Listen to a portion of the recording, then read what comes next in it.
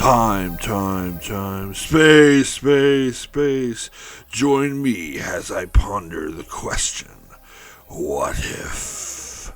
Dun, dun, dun, dun. No, as I review What If. Welcome to Enchantment of Eternity's review of What If Season 1. In this video, I will review the entire season of What If. So if you have not seen the entire season, you will not want to watch this video. Otherwise, some things will be spoiled for you. So, those not familiar with my channel, I had actually done weekly live discussions on each episode of this show over on my sister's channel, Alyssa Jean's Reviews. And so if you want more like detailed in-depth thoughts on each episode, you can check those out over on her channel. However, for this video is more of a, well, I try to be succinct. I don't always succeed, but it's a more succinct just overall thoughts on the season as a whole. Now, What If, of course, is more of an episodic season by nature, which sets it apart from the other Marvel shows and, frankly, from most modern day good TV shows. But that's fine. I didn't have an issue with that. I was really excited about this show back when I first heard the concept for it, and it's the show I've been anticipating the most, pretty much, like this and WandaVision.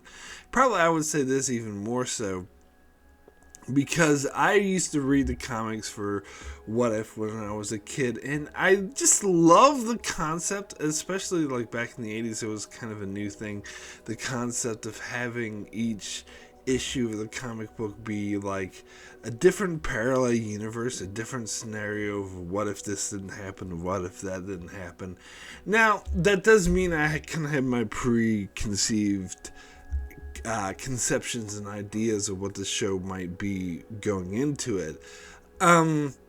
But, you know, it's been decades since I read the comics, and frankly, I think even with the comics, I was always more excited and enthralled about the ideas than the actual stories themselves. But I didn't love, like, I like the idea, ooh, what if the X-Men lost Inferno, because I loved Inferno, I loved the X-Men comics, but then the actual What If issue was just about Doctor Strange going around with all these goblin zombies, and I didn't find that interesting. But there's other comics of What If that I did really like, and I liked exploring the different scenarios of what if this actually happened and what if that actually happened. So the concept that there would be a show that explored that, but only concerning the MCU, I thought was amazing, because of course I've become a big fan of the MCU. And so to have the what if scenarios, and of course this ties into like the overall multiverse theme that they seem to be doing for phase 4, starting with Loki, and then going into Spider-Man No Way Home, and then continuing with Doctor Strange, and I think the Ant-Man movie also. So it's gonna be a big theme. So it's ties thematically into what phase 4 is doing, even if nothing that happens in here is actually going to have any consequences for the rest of the MCU, because it's all taking place in parallel universes. Now, I like the concept of the Watcher, but for this show, essentially, he is just basically the narrator. This changes, of course, in the last 2 episodes, and there was like several moments in earlier episodes where people interacted with him. For the most part, he was just served as the narrator, which is fine. I do feel like this show kind of relied on the pre-knowledge of who the Watcher was. It was kind of like, I know that all the MCU shows and movies, you know, expect you to see all the rest of the MCU, and they don't hold your hand. And I actually love that about the MCU. Some people complain about that, but I think that's great. It's like, no, we're not going to hold your hand and explain everything to you. You're expected to see the previous movies, and if you don't, well, that's a sad day for you. And I love that. However, I got the sense with the Watcher that they were expecting you to already be familiar with the Watcher from the comics. Now that is something I don't like. I mean, I'm all for, yeah, you need to see these previous MCU movies if you want to know what's going on, the backstory and whatnot, but not the comics. The comics should always be a separate thing. These movies and shows should be stand alone without relying from information from the comics. And that's always been my issue with the DC movies, because they seem to rely so heavily on pre-knowledge of who these characters are from the comics and whatnot, and that bothers me. So yeah, it wasn't too strong of a sense, but I didn't really get a strong sense of who the Watcher was, what he did. I mean, they kind of explained it in that intro that I kind of mocked at the beginning, but other than that, I don't feel like this season did a really good job of exploring who the actual Watcher is or his character much. I mean, it did do that, especially in the last couple episodes a little bit, but I feel like we could have gotten more. Now, there's also been a lot of criticism about how each episode was only 30 minutes long, and that I've heard a lot of people saying that the episodes would have been better had it been longer. And apparently, that was the original idea. They were originally meant to be 45-minute episodes, but because of COVID and all that, they had time constraints. And so in order to hit the release date, which is very important to Kevin Feige and the big wigs at the Marvel Studios, they had to cut it back to 30 minutes an episode. And I kind of agree that that does make a lot of these episodes seem really rushed. And I think some episodes are hurt more by this than others, where others kind of, if I'm being honest, benefit a bit from having that condensed, tight feeling without too much sort of dragging or filler. But then other episodes I feel does feel a little bit rushed. So that's a mixed bag, but it is what it is. COVID hit, and so they have to do what they can do. Now, some might argue that, well, they should have just waited another year to release it so they could do it properly, but yeah, I don't know. I can see how that's not an option. Plus, we need our season 2 of What If. Plus, the MCU needs to keep going. So, as I said, it is what it is, so I'm kind of fine with that. I'm less fine with the fact that there's a missing episode, and more to do with the fact that which episode they decided to have missing. So there was originally supposed to be 10 episodes. It ended up being 9. There was an episode which they said that they couldn't finish because of COVID restrictions.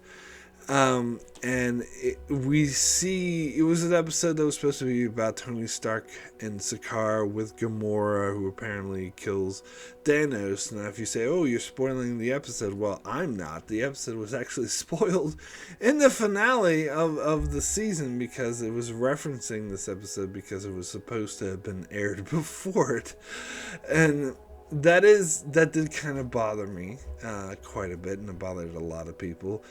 But again, COVID restrictions, it is what it is. But I personally feel like, okay, fine, COVID restrictions, you couldn't do all 10 episodes. I think they chose the wrong episode not to do that. They shouldn't have done the zombie episode. Now, maybe they didn't choose that episode. It was just schedule restraints. Maybe they were just in the schedule because that was supposed to be the last episode to air before the 2-part finale. So maybe that was the last episode they were working on, and they decided to prioritize the finale because they needed that finale, which of course I completely agree with, the 2-part finale. And so they sort of prioritized doing that over episode 8. And so that got left out. So they had probably already completed the zombie episode. But if I had my druthers, I would have them not do the zombie episode and hold that back until season 2. It's not just that I didn't really care for the episode, but more the fact that it's didn't have that much to do with the finale, where I feel like the Gamora character and Tony Stark, not knowing who they were, really made me feel like there was something missing from the finale. It made the finale feel a bit weird or off. Whereas if you left out the zombie things, the finale wouldn't feel off or weird. It was just that one scene where, Doctor Strange brought all the zombies in, and they had to Wanda zombie fight Ultron. And that was just such a brief moment. You're not missing anything if you missed that episode. So, yeah. But anyway, it was probably schedule reasons or whatnot that just happened to turn out that way. But I think it does hurt the season a bit, to be honest. But we'll see. I mean, they are gonna air this missing episode in season 2, which is gonna feel out of place because it's already been spoiled for us what happens in the episode, and we've already seen the characters after this episode takes place. But whatever, I'd rather get it in season 2 than not get it at all. Plus, people are like, oh, they should release this as a bonus episode on the DVD, like anyone actually buys it. I mean, I guess people still do, but no, I would be totally against that. They need to actually release it properly, which is what they will do in season 2, even though it's going to be out of place. That's fine. So what I think I'm going to do now is, I thought about ranking every episode, and I saw this other video that ranked all the episodes from best to worst, but I realized that I don't really want to do that. I can't really do that because I don't really have a definitive opinion on which episode is the absolute worst or which episode is the absolute best. In fact, if someone asks me what my favorite episode of the season is, I'm not really sure, to be honest. I don't have a clear-cut answer, and if I were to pick one, it would be very sort of flimsy, and it could change depending on my mood. So what I'm going to do instead is I broke down the 9 episodes into 3 tiers, and I'll just go through each tier of quality of episodes. So there's the top tier, the upper tier, so the episodes that I like the best. There's the middling tier, shall we say. That was the episodes that I thought were just okay, they were fine. And then there was the lower tier of the episodes that I didn't really like and I don't think really worked for me. Anyway, I would point out as the weak point of the season. And so I'll just go through each tier in the order that the episodes were aired. So no particular order within the tiers. So let me actually start with the upper tier. In the first episode in the upper tiers, these are what I would say were the best episodes of the season, would be What If the World Lost Its Mightiest Heroes. I really enjoyed this episode a lot. This is the one, of course, where the Avengers were getting killed off one by one before Nick Fury could even, assemble his team. And it's like a murder mystery. We find out that it's revealed as Hank Pym who's killing them all. And then they had to deal with Loki trying to invade Earth because, Thor was killed. To me, I really like this episode because to me, this is what I remember the comics being. This is what the kind of scenario I remember from the comics. It's usually really dark. And like a scenario of what if these heroes actually die, like how would it play out. But it's not like, it's dark, but it's not like too dark. It's not like, oh, we're all fucked, the world's doomed.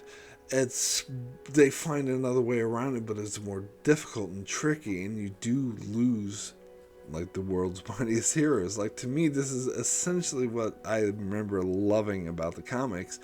And I do really like the way it played out. I think it made for a very intriguing story, seeing how Nick Fury and the others would adapt to each of the Avengers being killed off one by one. And it was quite intense, starting with Iron Man, who just, they were just going to give him this thing to knock him out, but ends up killing him.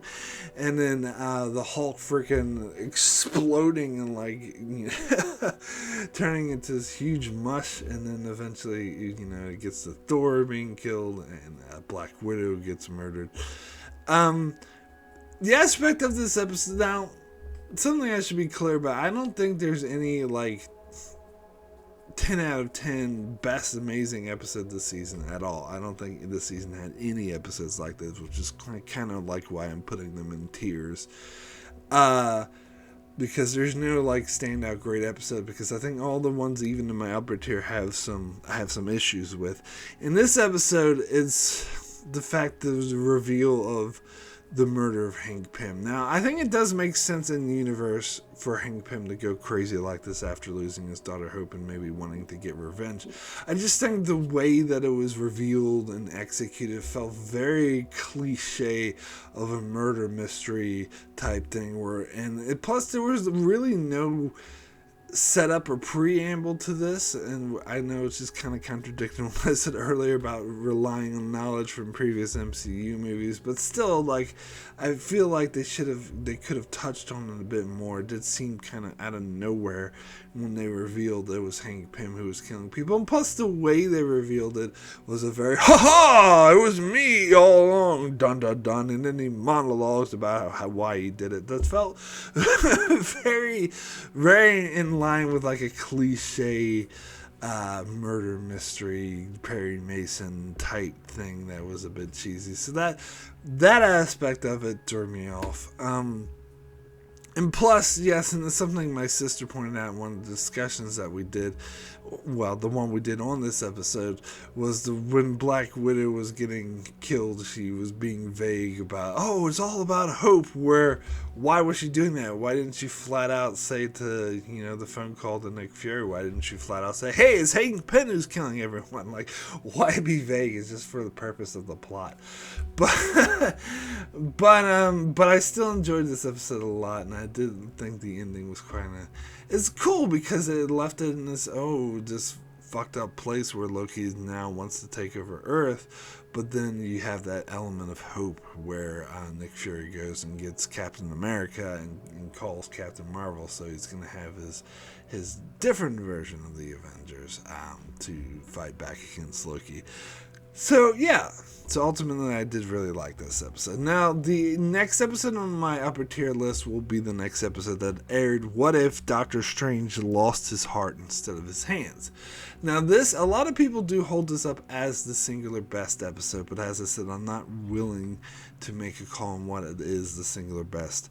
But it definitely makes my top tier because, talk about a dark episode. This is clearly the darkest episode of the season. It was really depressing and sad, and also in line with Doctor Strange's character, that he would be so obsessive over this. Now, I think the main difference in this universe to our universe is that him and Christine were in love with each other and a couple at the point that the movie Doctor Strange takes place, because I get the feeling that, if I recall from the movie, that they weren't actually, a couple. They were kind of just flirting with each other off and on, and he got completely pushed her away after he hurt his hands. But of course, this movie's taking place before that.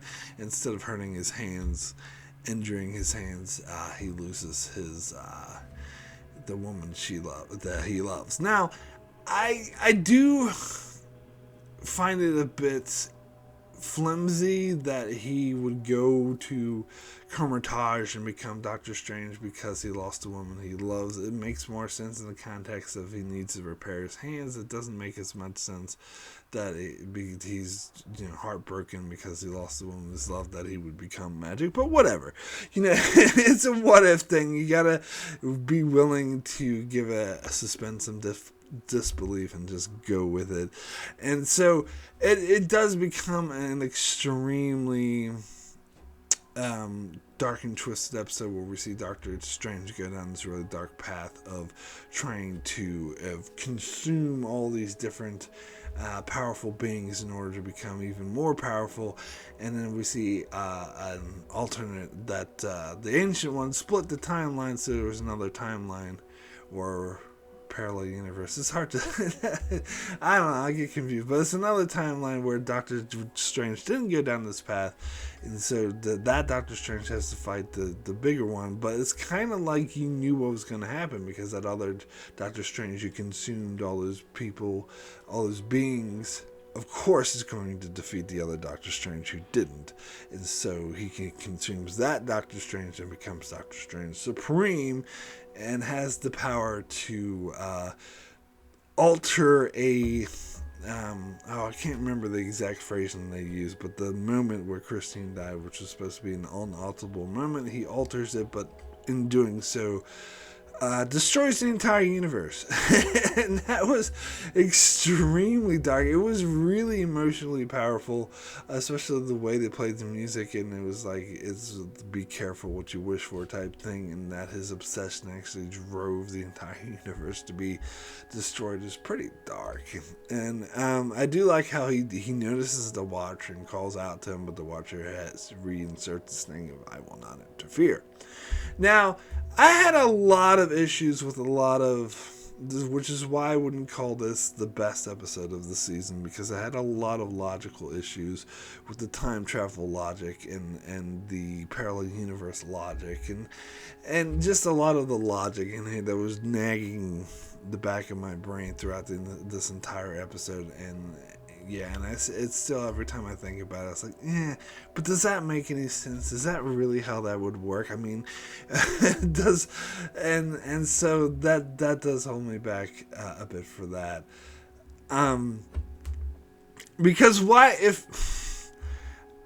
I don't, like, he read in this book that the way to alter this unalterable moment, to change the fixed point in time, whatever they called it, that he had to absorb all these powers. But how the hell did that book know that? Because apparently if you do change a fixed point in time, you destroy the universe, so no one could have done it previously, so how could anyone know how to do it if no one could have done it? Unless, of course, maybe you could say this knowledge came from a different universe that was also destroyed, but I don't know. And who is this, like, the books that he was reading apparently from this wizard that was name dropped in the Doctor Strange movie, but who was this person? Why would they have this knowledge that could lead Doctor Strange to destroying the universe? I don't know, that's just one of the things, and there's a lot of things like that's kind of, it's like, would it really work that like isn't the Ancient One dead? How is she able to split the, I don't know. So anyway, it's stuff like that has me thinking that this isn't like the best episode or 10 out of 10, but it was still good. I still thought it was one of the stronger episodes of the season. Now, for my next two episodes in the upper tier, I am going for the two-parter. What if Ultron won, and what if the Watcher broke his oath? Where, if you watched my live streams that I did, this might surprise you, because I appeared to be negative on these episodes because the other people on the panel that I was with were more positive than I was, particularly my sister Alyssa. But I still liked them. I still thought they were really good, even though there was a few things that I was like, yeah, a bit iffy about, particularly in these episodes. It felt more like a cartoon, particularly the action sequences. It felt more like a comic book or a cartoon than the rest of the show did, or that anything else in the MCU did. Now, I know you can say, well, it is a cartoon. Yes, it is a cartoon, and that's fine. But the rest of the show, with one exception, which I'll get to later, it didn't really feel like a cartoon. It felt like it belonged in the MCU, where this felt like it didn't really belong in the MCU. It felt like it was more of a supplementary material or something different. Just the style that they did the action sequences felt more like an anime. And plus, it was a lot of poo poo, pow pow pow. They did go over the top with the third act action sequences, as Marvel's ought to do, which is something that I'm never really that excited or enthralled about. And the main issue I had with particularly the finale, what if the Watcher broke his oath, was it did feel really rushed. When I mentioned at the top of the video that I felt some episodes were hurt by the fact that it was only 30 minutes long, I think it pertains most to this episode. I feel like there was a lot of camaraderie and closeness between the Guardians of the Multiverse that wasn't completely earned, and a lot of familiarity that wasn't earned, and it feels like they needed more time to build them up. It's like, oh, here's the team, oh, now they're fighting, and now it's over. It's like it all boom, boom, boom. It seemed to happen a bit too fast, so I think this episode in particular should have been at least an hour long, let alone a half hour. But anyway, I still love these these two part. It was a really, this is definitely, I will say, the best version of Ultron we've gotten in the MCU. This is definitely much better than the one we got in the movies. In fact, Ultron was always my favorite part of Age of Ultron. The rest of the movie, like all the side stuff they did, I thought it got too bogged down and like setting up for other things. But the Ultron character is someone I always came off as really good to me, and I think that the voice actor who portrays him in these two episodes does a damn good job, just as good as James Spader did. But I think, of course, they make him a lot more menacing because he's the ultimate threat who's capable of destroying all the multiverse, like all these different universes. That he destroyed his own universe, but he got bored with that and he wanted more things to destroy, so he found the Watcher and started to use them in order to destroy all these other universes. And I like the setup because in the part one we see the dystopia, the Clint and Natasha like being the only survivors, and they're kind of like, let's be honest here, the weaker of all the Avengers, and they're the two that survived, and so they see it. And I think that was actually a good choice to choose them to do it because it felt more hopeless, more that there was no possible way. But then they were, came up with this plan to use Zola, and it was so great when the Watcher was like, looking over it, and they couldn't find the file, and Clinton was giving up right before he got to it, and he's like, it's right there, like, you really thought the Watcher was going to interfere, and it's weird that he didn't, because he does shortly after. But anyway, in this episode it was really interesting because the Watcher was totally caught off guard. It was totally surprised by Ultron, and Ultron coming in and kicking his ass. And you do see, because Ultron has all the Infinity Stones, so he's like super powerful, yet the Watcher is still able to hold his own in a fight against him. Just shows how powerful the Watcher is. However, the Watcher can't defeat Ultron, and eventually has to retreat, and so you get this sense that the Watcher is like shocked, surprised, and feeling really scared and is caught off guard. However, and this is something I talked about in a live stream I did about the finale, What If the Watcher Broke His Oath, is that I feel like before this episode began, the Watcher had already won. Like the Watcher uses his abilities and powers to see through time and space to plan exactly how to defeat Ultron. So he already came up with the exact scenario, who he needed, what needed to be done, and when it needed to be done in order to defeat Ultron. So he already foresaw all of that and gathered it together at the start of this episode. So at the start of this episode, basically the Watcher had already defeated Ultron. It just hadn't happened yet. And so in the episode, we get to see the Watcher's plan to defeat Ultron play out exactly as he foresaw.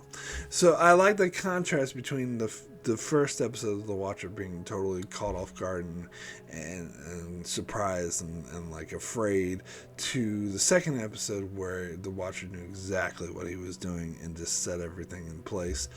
And so we get the different characters throughout the various episodes of the season, including an episode we didn't get, which I already talked about, a team up, which was an interesting scenario, and you could say that he did choose all of them specifically. I've heard other people say, and I've kind of had this complaint as well, like, why choose Party Thor, because there's much better versions of Thor out there.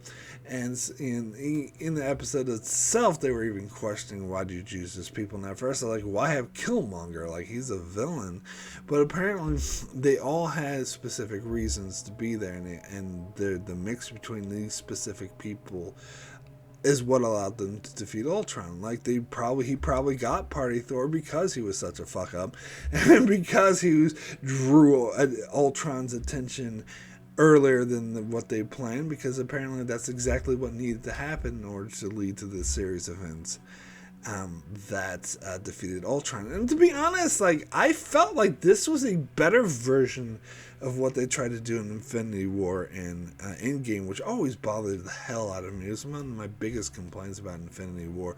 The way Doctor Strange is like, oh, there's only one scenario in which we win. I'm like, really?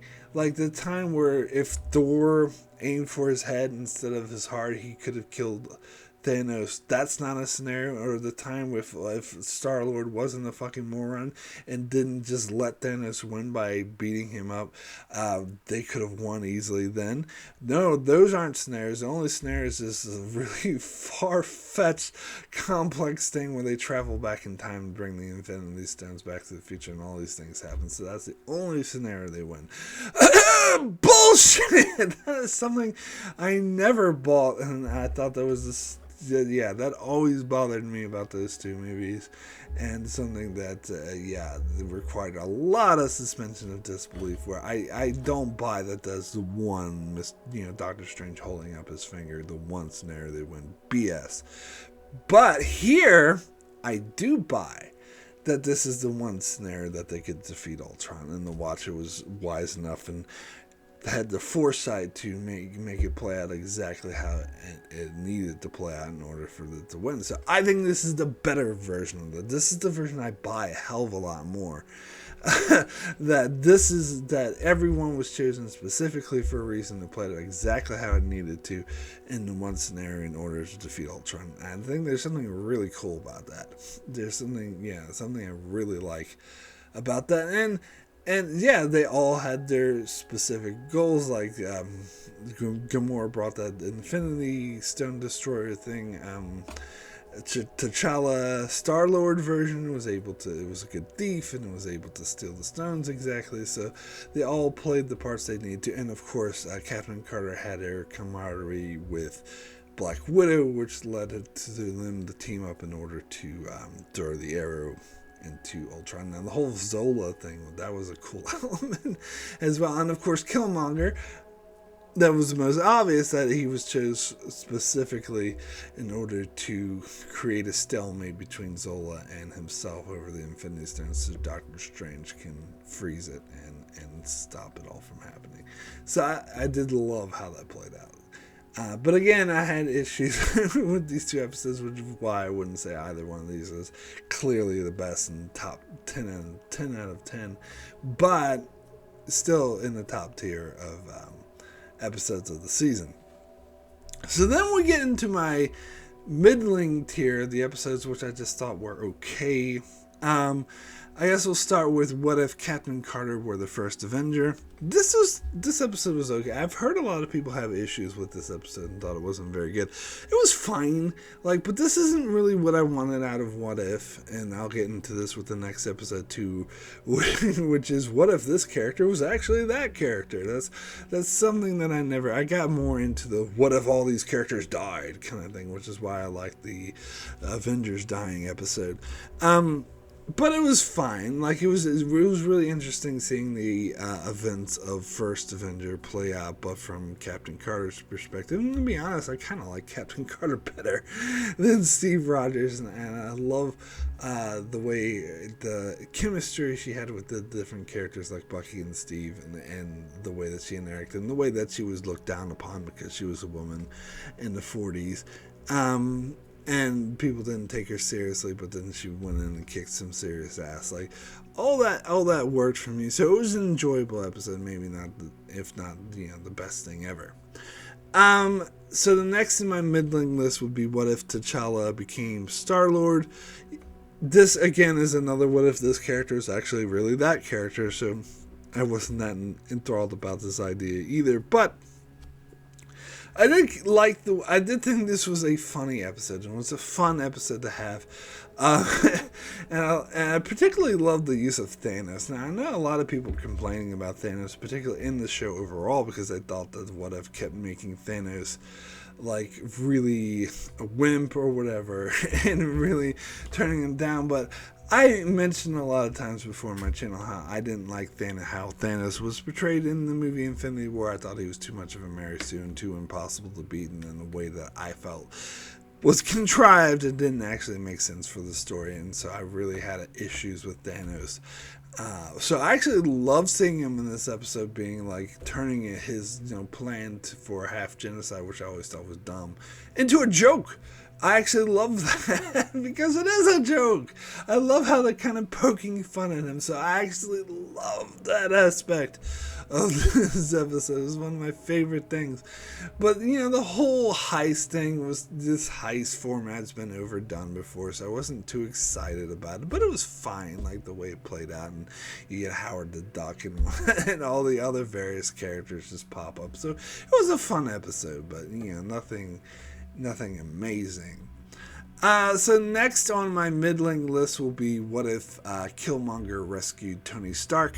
Yeah, again, this episode was fine. I think this is the lowest rated episode, or one of them on IMDb, and a lot of people seem to have an issue with it. It was interesting from the aspect of Tony Stark never becoming Iron Man and Killmonger using him for his plan to take over Wakanda. Now, a lot of people correctly pointed out that the second half of this episode pretty much plays out the exact same way Black Panther, the movie, did with Killmonger's plan, where he's, tricking people into becoming the king of Wakanda. It's pretty much almost exactly the same. He just took a different path to get here.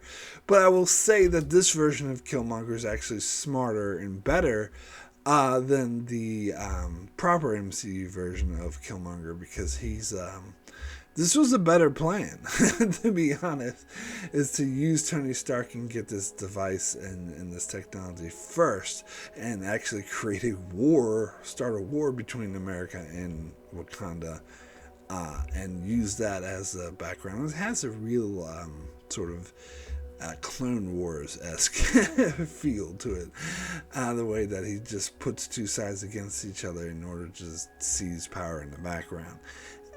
So that was an interesting aspect of the episode to me, but again, it's only middling because I think people have a point that the second half of the episode did pretty much play out exactly the same way that Black Panther did. And I also wonder how, it bothered me how the character of Claw was such an idiot both times, where he trusted Killmonger and Killmonger simply killed him, because of course he would. So anyway, doesn't make him any better or any worse than our version, but they were both dumb. So those were the middling episodes. So now let me get into the lower tier, the episodes that I felt didn't really work. And so I'll start off with what actually I will definitively say was the worst episode of the show, of the season so far, and that is What If Zombies? Now, I will have a lot of caveats for this, because I understand why a lot of people might like this episode or love this episode, because if you're really into the zombie genre and you like this format, it would be really cool to see it play out, but with MCU characters with superpowers, and so it brings a different dynamic and perspective, which is why of course they did it, and I'm sure a lot of people loved this episode. I did hear of a lot of people having a lot of fun with this episode. However, if you're not a fan of the zombie genre and you're kind of sick of seeing the same format play out and out over and over again, then there's absolutely nothing for you. And I'm afraid I fall in that second category, because this episode offers absolutely nothing new to the typical, stereotypical zombie genre. In fact, it relies really heavily on the same cliches that you see in every zombie horror movie. And I was just, but there's superpowers involved. See, for me, that's not enough. To me, I'm just sick of seeing this, and I think this episode is clearly the worst. It doesn't bring anything new to a what-if scenario. It's like using the what-if format to cheat, to just say, let's have zombies in the MCU. which I'm not interested in. And having like, and there's a lot of issues I had with this episode, like having like the format, the horror format, where you have a group of people and they slowly die off one by one until you're only left with one or two survivors. That format always bothers the fuck out of me, I gotta be honest. The only movie in which I think it works is the movie Aliens. That's the only movie I'll give a pass to, that format. Otherwise, I hate that format, and I think it was really cheesy here because people were just dying like flies, and they were sacrificing themselves like, oh, I'm a hero, I'm going to sacrifice myself to save the group. Like, that happened like 4 times in this episode, and it got old. And plus, like, Vision was completely out of character, that he would lure people into a trap in order to feed his zombie girlfriend. No, I don't buy that. This is dumb, and that relies too much on horror tropes. And don't even get me started on the whole Paul Rudd head. The Scott Lang Ant-Man head. What is this, Futurama? Like, I don't know. That was dumb. So, didn't like that episode. So the other episode that's going to be in my lower tier, which I would say is the second to worst episode of this season, is What If Thor Were an Only Child? This, when I said something else was cartoonish, I was referring to this episode, but, the finale, the 2-part finale was cartoonish in a way of like an action cartoon or comic book cartoon or like an anime or something, where this was cartoonish in like Looney Tunes. Especially the way that, or like Animaniacs or something like that, except this, and that silly, ridiculous format does not belong in the MCU, period. And especially the way that, when Captain Marvel and Thor were fighting, it was clearly, like, that was too over the top and cheesy for me, especially when they, like, kicked her up and they showed, like, the map and they actually had the word France on it. There was something very, very Looney Tunes about that. And the rest of the episode, like, first of all, I don't buy the concept of this episode that just because Thor were a lonely child that he'd be this frat boy moron. No, I don't buy it. It's just an excuse to have Thor as a frat boy moron. Now, were there funny parts of this episode? Sure. There were parts where I thought was hilarious, like Korg doing a cannonball and knocking out Nick Fury and stuff like that. Yeah, there were definitely funny moments and moments I chuckled. But overall, it's too much. Like the Star-Lord episode, the T'Challa Star-Lord episode, that was a good comedy episode. That worked for me. That made sense. Where this was too much. It was too over the top. And plus, the ending was like a very stereotypical John Hughes teenage type movie, like, oh, the mother's coming, oh, we gotta clean up really fast, and oh, let's pretend like everything's okay. Like, I've seen that like a billion trillion times before in tons of 80s movies, and I just thought it was so dumb. So, yeah, I mean, there were funny parts of this episode. I like the interaction between Jane and Darcy, and she's like trying to pretend that when she's with S.H.I.E.L.D., trying to pretend that she's not waiting for a call for Thor or whatever. That was funny and cool, and Darcy marries Howard the Duck. There were funny moments, but overall I think it was just too much. It was too ridiculous. It was too silly. And, and the format was very cliche. So this is not what I wanted out of What If at all. Anyway, so that's how I would put these particular episodes in order. So let me give my rating for What If Season 1 as a whole out of 10. And my rating for What If is going to be an 8. Extremely good. I enjoyed it a lot. As I said, I am very predisposed to this format, to this idea of having different parallel universes every week and seeing different scenarios.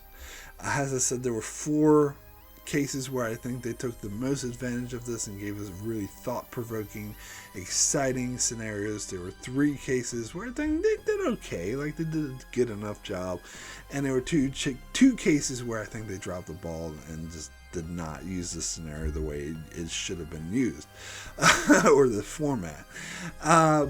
But overall, but overall there's more good than bad.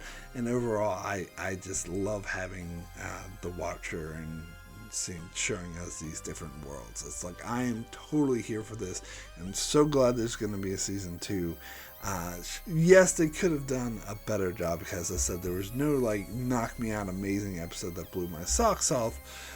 But, there could be in season 2.